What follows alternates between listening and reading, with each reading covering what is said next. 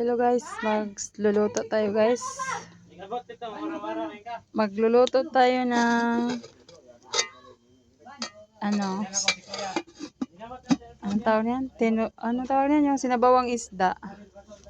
Gamit ang panggatong guys. Kasi nandito ako sa probinsya namin sa may Mindanao, sa may tirahan ni Mama. Ganito pa yung gamit ni Mama guys. Panggatong kasi libre ang ano dito.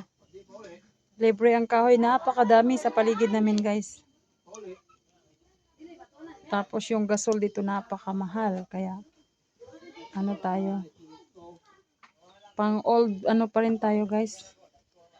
Pang lumang anong tawag niyan?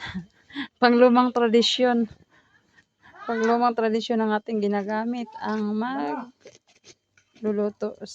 Gamit ang panggatong. Yan.